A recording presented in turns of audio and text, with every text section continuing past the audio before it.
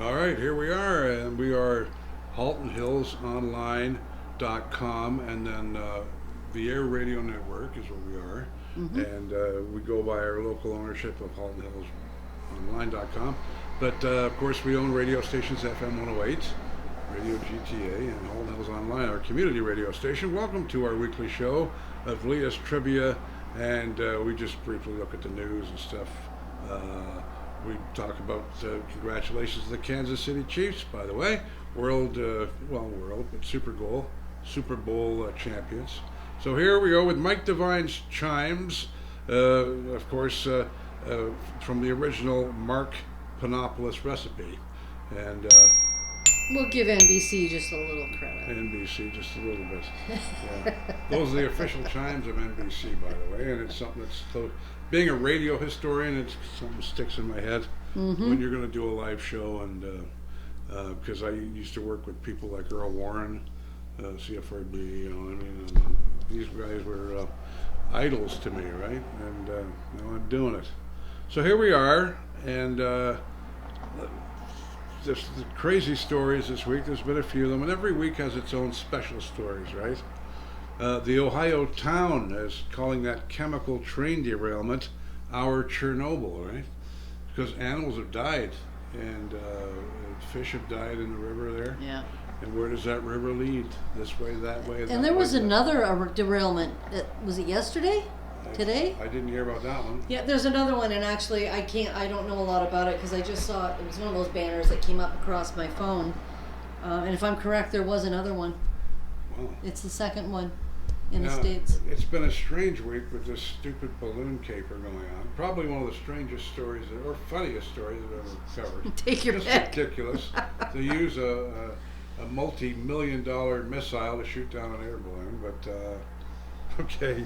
But Joe Biden says he makes no apologies for downing the China balloon, and it makes you wonder if somebody's writing a script up there for all this, saying, let's scare the shit out of everybody. What are you going to do this week, China? Maybe it was aliens. Who knows? Maybe. You've been watching those YouTube channels too, eh? I'm getting hooked on those things. I always watch the alien stuff on Netflix. And what's that show about aliens that's really anything popular? But normalcy right now is good. I know. It's nice to always wander away. That's why it's great to escape to our radio stations. Bada boom, bada bing. All right. Apparently, Alex Jones is going bankrupt. Do you know he spends $100,000 a month? Wow, man. Can you imagine? God, he's a bit of a nutter. I used to like him when he first started, and then he started wandering off over here. I'm going, no, never mind. And Antarctica, the sea ice hits new record low. It's only going to get worse, lower. And a lot of the coastal cities are starting to worry now, including New York City. You're going to have a few problems. Yeah, and there's a lot of stuff playing out right now. They're really sad, and I love Bruce Willis. I know. I saw this the other day. Yeah, he's got dementia, and it's been confirmed by the family that he does have it. We just lost Glenn Campbell with that, and it's a terrible disease. And but Bruce not only was a movie star, he charted a couple of songs too. Yeah. Oh yeah, of Respect course. Yourself. Yep. And I've listened to them. Back in the late 80s. They weren't bad, actually. I was surprised. Yeah. Eddie Murphy surprised me. And that was well, as much as Bruce Willis did for me. Well, that was a bet between Eddie Murphy and what's his name, the other comedian. It was a $100,000 bet, and Eddie won it. Oh, I didn't know that. There Pryor, you go. Richard So you're Pryor. teaching me something now. No, okay. You taught me that. That was from your trivia. Oh, was it? I Richard don't remember Pryor. it. Okay, No. That was a Big Daddy trivia. Sorry. I was going to say I don't remember that one. But see, that's how good your trivia is. And of course, Raquel Welch died, and as a woman, you can. She had fans in both genres, male and female, and I had her poster on my wall when I was a kid. You and many, I'm sure. Yeah, the one from the Caveman movie there. I remember her that. But she was beautiful. Like Sophia Loren, one of those perfect women, right? Like, there's perfect guys out there. She was beautiful. If there ever was a perfect woman, she was up there. Let's just say She lived an all right life, though. She was 82. I didn't know she was that old, though, 82. Oh, yeah, And, you got to look back at when she started. Did you see what Makes happened at perfect the sense. Buffalo shooting? Yeah. And I forgot to turn the timer on again. So Way to go. It doesn't matter. So we have no idea what the time is. I do. It's okay. But the Buffalo shooting, a relative lunged at the gunman before sentencing, and the white supremacist got life in prison for the Buffalo massacre. So that's gone through the courts now. And now they're saying the U.S. suspects that those 3 unidentified objects, in fact, shot down might be benign. No kidding. Then you got the Michigan State shooting, 3 more students there. There's, it's these shootings in the States are getting ridiculous. And then poor old New Zealand got battered by Cyclone Gabrielle. So to our viewers and listeners down there, and we have a few in Wellington that listen. Sorry to hear that. Yeah, just batting on down. I think it's just certain areas of New Zealand. And of course, as I said off the top, quarterback Patrick Mahomes was named MVP after the Kansas City Chiefs hung on to beat the Philadelphia Eagles 38-35 for the franchise's 2nd Super Bowl win in 4 years. The quake hit Turkey, of course, as well, and Syria. Don't forget Syria. I mean, it's all about Turkey, but it's also in Syria as well. I'm starting the timer now. It's a little late for that, isn't it? No, it's not, because in my mind I know what I'm doing now. Okay. Yeah, see what I mean?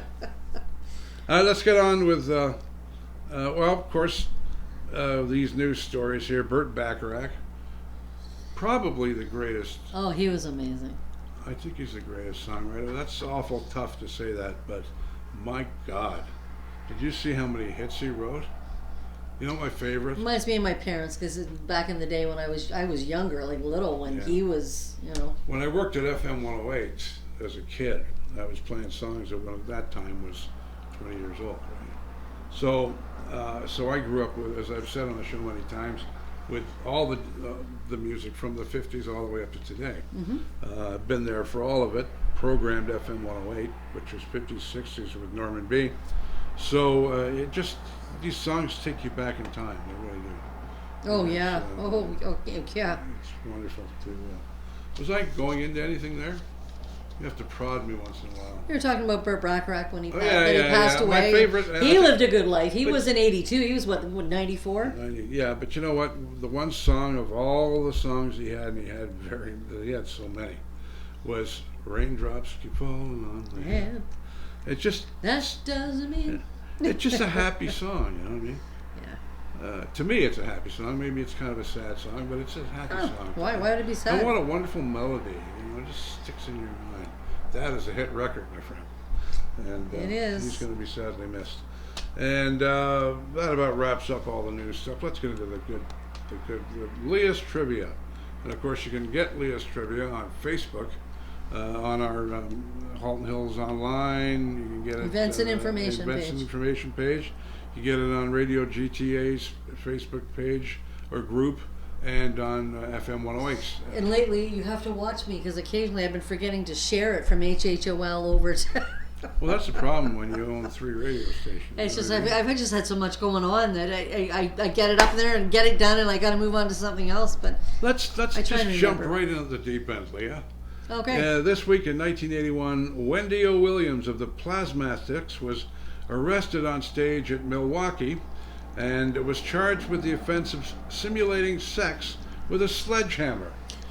I can only just picture that in my mind. I need a taste of coffee after that. She was a wild card, though. She's another one of those musicians that she was a bit of a wild card.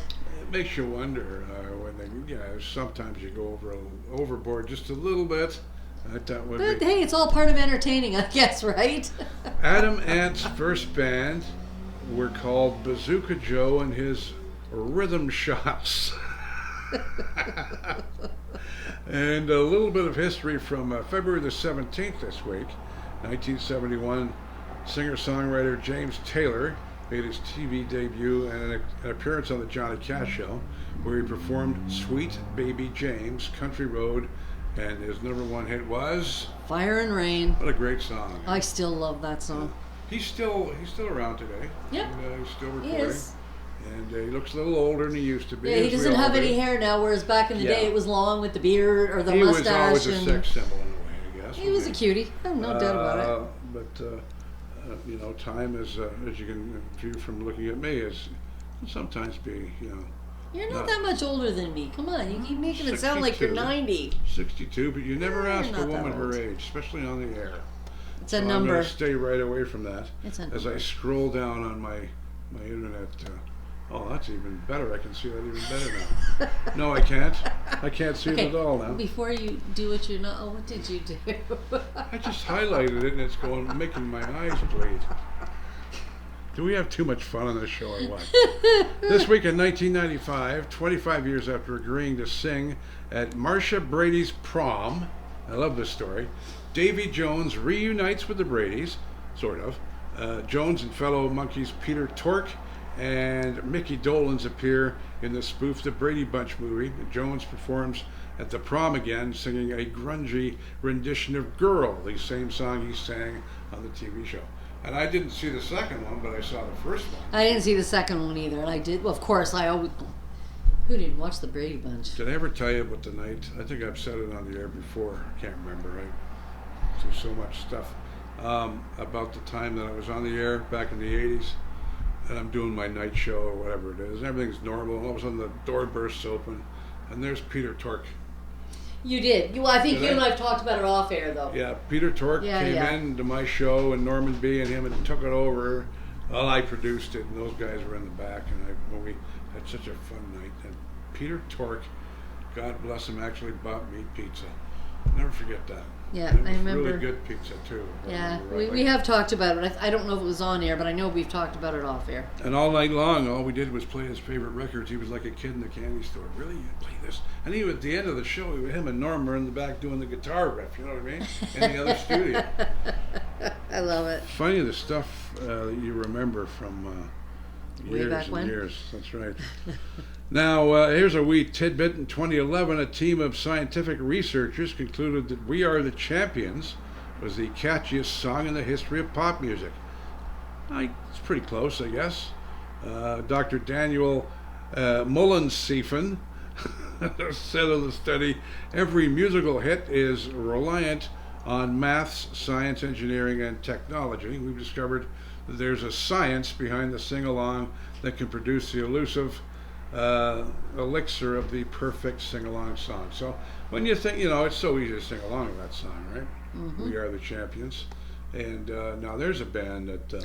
I love Queen, but you know what? That song for me, it was never. It was never one of my. Even and on top of the fact that it was overplayed so much, but that was never one of my songs. Though it was not. It's a great song for teams, for sports. Oh, it's teams. great for so many things, but just for listening to. And no, just not only sports teams, but "We Will Rock You" and that one together was released as a single. Yeah. So it was like 6 minutes long or so. Yeah. But it's my favorite. You'll never guess what my favorite. Well, Bohemian Rhapsody, I guess, would have to be. But my number 2 is "You're My Best Friend." My best friend, and it's funny. I love that I was song. going to say that too because I grew up. One of my friends in grade 7 and 8. That was our song. Yeah. Just because we were good friends, right? Isn't that something? Huh? And Bono of U2 was quoted in 1987 this week. Rock and roll is like pulling back your rib cage and showing people your heart. It's not about wearing the right shoes. A little bit of history and trivia for the 16th of February this week. In history, 1957, the 6-5 special, Britain's first pop music program, debuts on the BBC. So a very historic week in England, and of course they had a lot of music shows. Top of the Pops was when I was a It was kid. huge.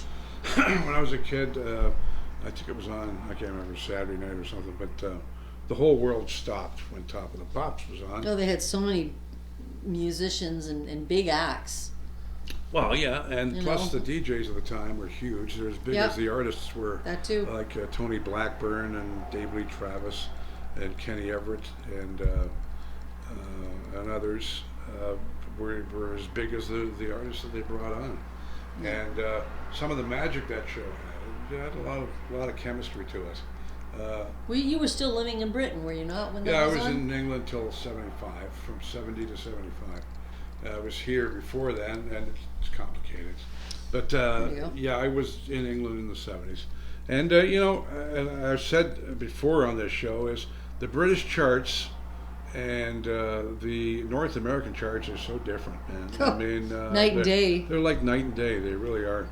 And this week in 1972, during a week-long stint as a guest host on the Mike Douglas Show, John Lennon performs Memphis and Johnny B. Good with Chuck Berry, whom John Lennon refers to as my hero. And I've seen YouTube footage. I didn't see it at the time, but Yeah, I have I've too. seen YouTube footage of that. And they actually hosted the show all week, from what I remember They rightly. had a pretty good rapport doing that too. That's right. That's right. It was pretty good. Yeah, him and Yoko were pretty good together. I was surprised. This week in 1975, Cher, who starred with her husband Sonny Bono in the Sonny and Cher Comedy Hour from 1971 to 1974, gets her own show, and Cher premieres on CBS. And the first guests are Elton John, Bette Midler, And Flip. Wilson. And you know what? I'd forgotten all about him until I was putting this up, and I went, "Whatever happened to him?" Was it Margarita he used to do, or Margaret, or was that woman he used to... Candid? No. I Oh, can't remember Gertrude? No, Gertrude. No. Oh, isn't that awful? I can't No, remember you're not getting it. either. I'll know as soon as you say it. Ah, We're going to have to Google that and tell everybody, because it's now an earworm in their head, too. Congratulations. he had a really big go for a while there, and then he just kind of Yeah, you didn't see or hear about him. that's right. 1998, at the Brit Awards, Chumbawamba drummer Danbert Norbaron dumps a bucket of ice water on UK Deputy Prime Minister John Prescott. Of his stunt, the musician says it's a metaphor for the underdog pissing on the steps of Downing Street. It took a lot of balls to do something like that, wouldn't it? You think? Oh my God. Now, this week in 2001, I guess, Andy Griggs is arrested just before 3 a.m. after taking a joyride in an ambulance. Griggs and band member Kevin Weaver come upon the vehicle with keys inside in the parking lot of a Tallahassee area Days Inn, where they are on a tour stopover, and the men take the ambulance for a short ride and return it to the lot, where police, of course, are waiting for them with big smiles, charging them with grand theft auto. Griggs and Weaver are released after posting $1,000 bail each. Pretty dumb move, but something a musician would do. Geraldine. Thank God you remembered that. Geraldine. 'Cause That I'll was tell you- Flip's his alter ego. Geraldine, yeah. He was hilarious, eh? He was. And that TV show, that used to... And he did a beautiful job as Geraldine too. Oh, yeah. It was But his beautiful. TV show was epic. I mean, his ratings were right up there. He was very popular in the 70s. Flip Yeah. Wilson. He died a few years ago. Yeah. I know that. All right, we're down at February 15th, 1969. Rolling Stone's front cover features an article on groupies and introducing a new term to the popular lexicon. As rock and roll matures, fan culture also becomes more refined, and a name is needed for the ladies who hang out at the stage door hoping for some intimate interaction with the band. These girls add color to and intrigue to the rock stars' stories, of course, but they are typically minor characters in music journalism, often sneered upon in print. And Rolling Stone, in just their 27th issue, makes them the cover story and defines their moniker. Yeah, they were actually ridiculed, I think, for the most part. Groupies, when you were referred to as a groupie, there was, at one point when it first started happening, I think it wasn't bad. But as time went on, it was more of a negative connotation that I remember for a woman to be referred to as a groupie. Yeah, groupie. Well, we used to have in radio back in the days. We used to have we'd call them groupies. They'd call you all the time, listen all the time, but that's it's harmless. It's harmless, and it was quite flattering to us. Oh, of course. Oh, And it it must be is. flattering to the But I pop think stars, the rock it was just stars. one of those things. I think was a negative connotation because it was like the women like pawing at getting to be in the spotlight with these icons that they felt were on the stage, right? Let's carry the groupie thing to the next story. Not all of the liaisons between rock stars and groupies are one-night stands. Several performers marry their fans, although these are rarely lifelong unions.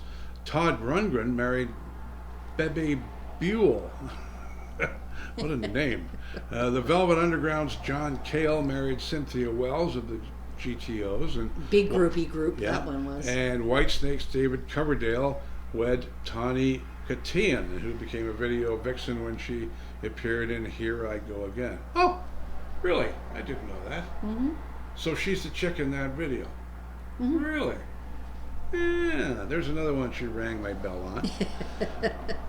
As for how the word groupie developed, a negative connotation, Pamela DeBarris says people just got jealous because we were getting backstage and they weren't. Cynthia Albritton, the plastic caster, adds to that. Some band members didn't like the fact that girls were willing to have sex with other band members besides themselves, and they were insecure about their pecking order, yes they would be. And this week in 1979, Morris was questioned about the, I couldn't believe this story. Is this the one about, I've lost myself here. The band that, the Yorkshire Ripper case, where they were, but I think well, you're at 1979. Morris was questioned about the Yorkshire Ripper cases where you are. Joy this Division. Is dying, so sorry. We're going to hear on your own. Yeah, I know.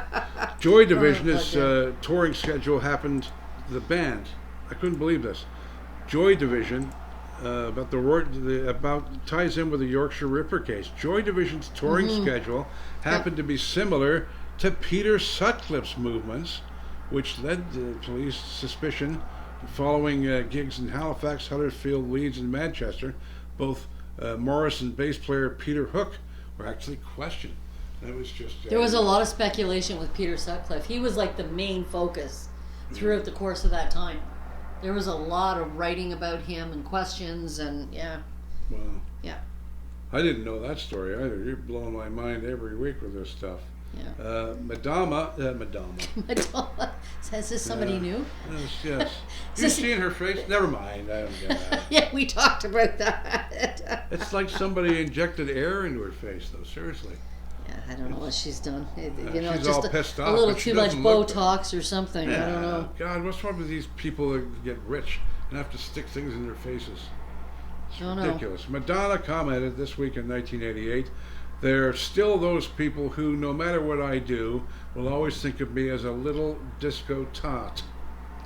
Well, yeah, sex is a big part of her act, though. I always liked her.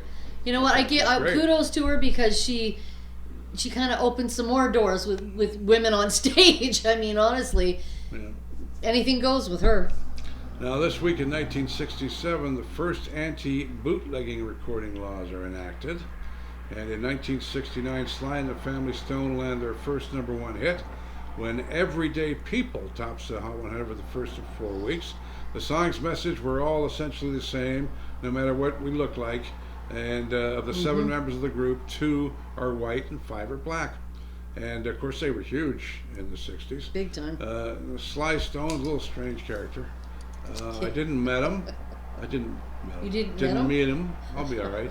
Lack of sleep, you see. I didn't meet him. Do you have a button for autocorrect? Yes, I do. And here, pull my finger. No. That's not happening. All right. The only instance I had was with Sly Stallone is I went to a Hamilton show and he snubbed everybody right at the end and didn't come out. Oh, really? Drove all the way into Hamilton, my wife and I, for nothing. But I've never seen. If you look for an interview with Sly Stone, you're not going to get an interview that means anything. He's all over the place, and he used to be a DJ too one time. Oh, did he? A radio DJ, yeah, a very good one too. But you won't get a good interview out of him. He was never serious about anything.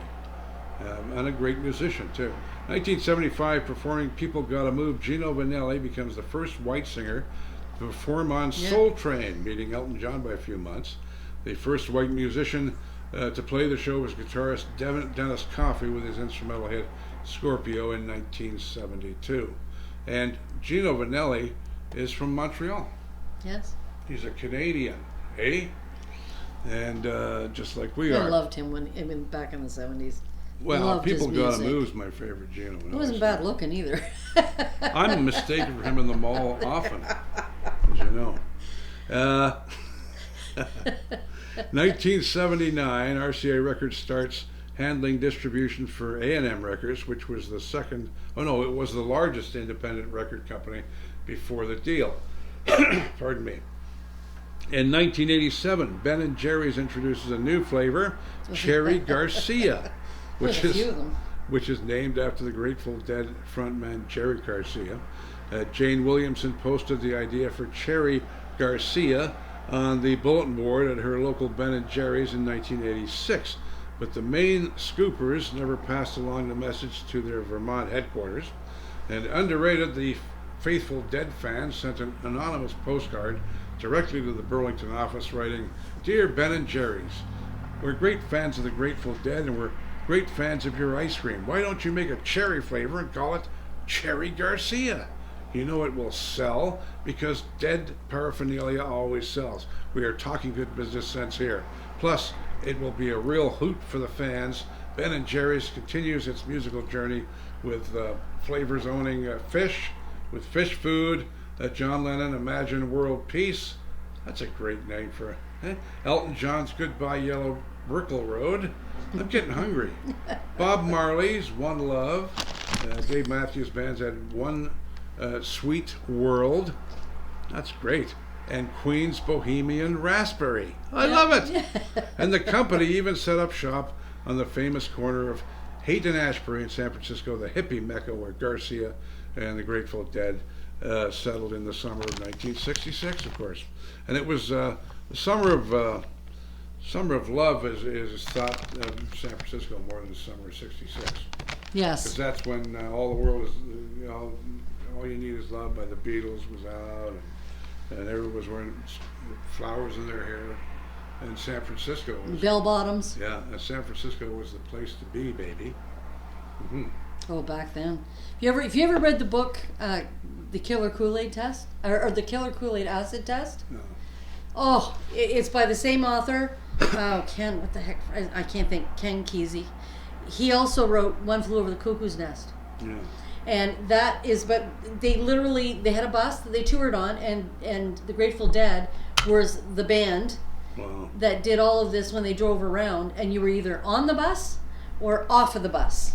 With this bus, they traveled around and partied and did all their stuff. If you ever want to read a good book, I read it years ago.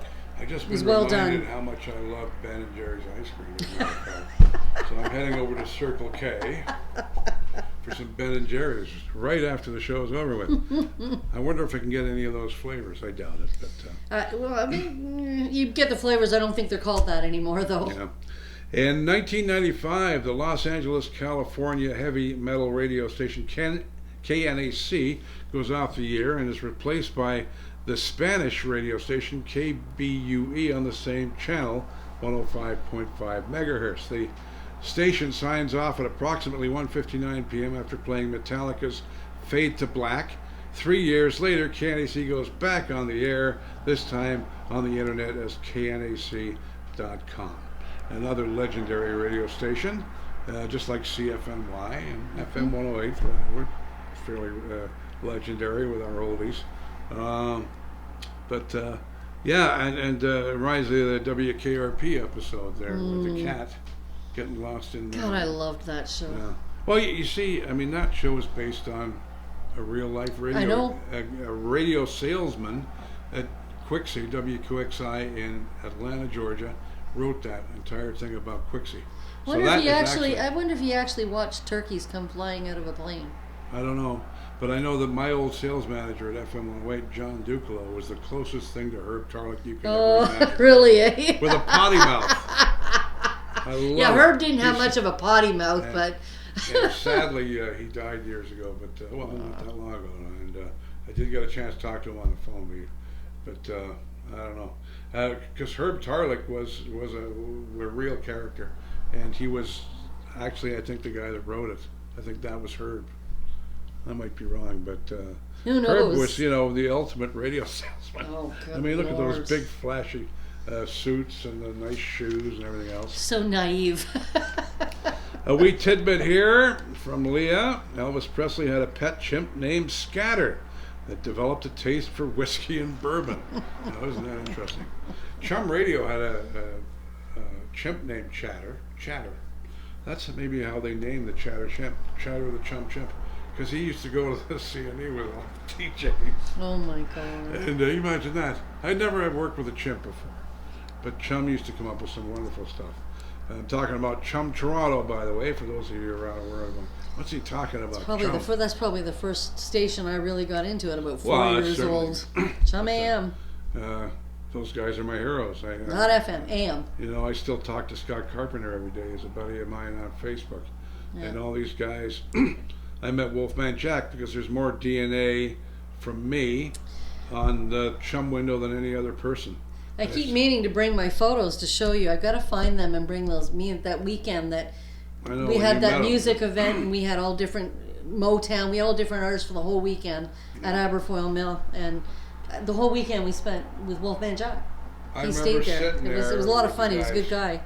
I remember sitting there and at Fran's restaurant at 3 o'clock in the morning, and there's Jay Nelson having a cheeseburger, talking to Gordon Lightfoot having a cheeseburger. The media people meet, and Fran's, well, that's another story. Fran's restaurant in downtown Toronto, best cheeseburgers in the world. God, I miss that place. I think it's still there, though. I don't know. Anyway, I'm just talking about back when I was a kid. Mick Jagger was quoted in 2003 This Week in History. I will still compose, sing, and play as long as I can. I hope even into my 70s. I think he's how old now? He's in his 70s. Late 70s. That's why I thought that was kind of an opportune comment, because that's right. Here he is, right? In 1958, This Week in History, in music history, CBS anchorman Walter Cronkite tells viewers that the government of Iran has banned rock and roll for being unhealthy and anti-Islamic. The unhealthy claim is backed by Iranian doctors who warn of hip damage due to extreme gyrations. Amazing the stuff you learn, eh? 1970 this week, Billboard magazine reports that the Recording Industry Association of America is mounting total war against tape pirating of pre-recorded music. They hated our generation, which did what? We recorded off of the radio. Hence, I'm a radio historian today. I was guilty of it. Are you kidding me? When I was a kid... And you'd wait for that time for the announcer to not over-talk the music so you could get the beginning without any vocals. I remember doing that. When I was a kid growing up, and I've been in radio since 73. I was 13 when I worked at Radio Nottingham. But at night, on Wednesday nights, I used to plug in all these wires to my radio, and I had one of those portable tape things. It used to go like this. I recorded the Radio Luxembourg Top 30 every week, and I used to go to record stores and buy all the records. Something like the Casey Kasem. Yeah, I'm a poor man's Casey Kasem, actually, if you listen to my show. Music's been a part of my life all my life. Oh, yeah, me too, in a different way, but yeah, me too. I was at Sam's looking at the Chum 30, and I was pissed off when that new entry was flipping through the records, going through the albums, and you can still see that in a few places. Vinyl Land in Acton, you can still do that. Acton, Ontario, Canada. If you ever come here, check out Vinyl Land, and that's the one thing I do miss is going to the record store. You know what else I miss, even though everything is at your fingertips now, is Blockbuster. Because I used to like going in there when I was married. My wife and I would say, okay. We used to Friday night. We used to go to the Bulk Barn. Yeah. And get all the kids who pick their treats. Yeah. And then go to Blockbuster, rent a few movies, go home. And that's what we did, watch movies and eat snacks. And it was just a thing on the weekends. We would go and get about 6 movies, but we always bought our popcorn there. It was a thing. My wife said, you got to buy the popcorn there as well. We used to get a couple of liters of pop because neither of us were drinkers. And used to do, it was Sofa Wars on the weekend. She'd have one of her chick flicks, I'd have one of my action movies. and we used to put it with each other. But I learned a lot about the movies business. I saw Sleepless in Seattle. I sat through it in 1982 with my first wife, but I'm watching the time. It's all right. You're a few minutes behind on this, though, too. Remember? Yeah, I know. We're approaching the end of the show, as a matter of fact, but there's a few things that we're not going to get to this week because we just don't have the time. But We'll move it out to the next one. we'll move to the next one. That's all. Yeah, I want to mark where we're finished. Don't forget, we're on the Air Radio Networks, and there's a few things happening with that in the background. This is our webmaster, and our FM 108, Radio GTA, and Halton Hills Online websites are up. They're not finished yet, but they're up, and we'll be Just linking waiting them for up. more information to put the rest up. Thanks for all of you that listen. Run. God bless you. And we'll see you next week. And of course, Halton Hills, Ontario is Canada's hometown. And we bring you all the radio fodder you can handle. Part of the media group here. And hello to Mike Devine at Party Dog Radio. Glad to have you with us. And by the way, Lee Lakin is not... he's on hiatus. He's on hiatus for a few weeks. Having a few health issues, but he's fine, okay? Yeah. And we love Leah a lot. We've been talking to him. He needs some rest right now, and when you're dealing with MS and diabetes, the guy is a rock star, so sometimes it slows Lee down. But Lee will be some back. of the work that he does on the side too is right now is late nights as well. So it's a lot. He's come off the radio, but It's a lot. when he gets back, he's going to be helping me with some of the news stuff and getting involved with more of the Air Radio Network, because we're growing into the world of radio now. We're producing radio shows and all kinds of neat stuff. Lots going on. Lots going on. So we'll see you next week, folks, right here. And until next week, we're brought to you by Canadian Tourism. Don't forget to visit our wonderful country if you're out there. Bringing community together worldwide. There you go. There you go. I'm glad you remembered that. Of course, you would have never let me off the air. We're brought to you by Joe's Banana Marshmallows, by the way, and Joe's Chocolate Pretzels. There you go. And you got to check them out. Have a great week, everybody. We'll see you next week. I'm surprised that we haven't eaten anything. You haven't even been able. I'm supposed to be working out and losing weight, not indulging. Never mind. See you next week.